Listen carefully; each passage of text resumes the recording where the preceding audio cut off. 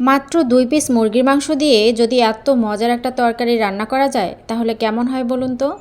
আজকে আমি দেখাবো মাত্র 2 পিস মাংস দিয়ে কিভাবে এই তরকারি রান্না করা যায়।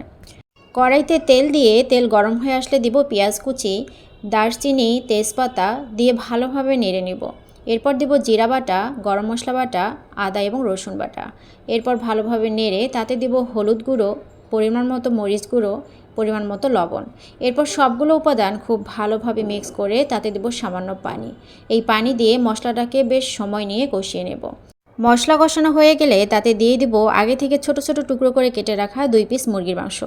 এরপর মশলার সাথে মাংসগুলো ভালোভাবে বেশ সময় নিয়ে কষিয়ে নেব। যত সময় নিয়ে মাংস কষানো হবে স্বাদ তত বেড়ে যাবে।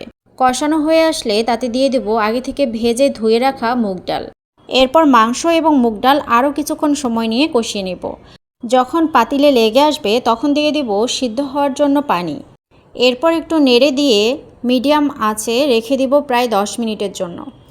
অন্য একটি পাত্রে তেল গরম হয়ে আসলে তাতে দিয়ে দিব রসুন কুচি এবং শুকনো মরিচ। খুব ভালোভাবে শুকনো মরিচ এবং রসুন কুচি ভেজে নিয়ে এই মিশ্রণটি গরম ডালে ছেড়ে দিব। এরপর একটু নেড়ে নিয়ে 5 মিনিটের জন্য দমে রেখে দিব। আলহামদুলিল্লাহ, আমাদের রান্না শেষ।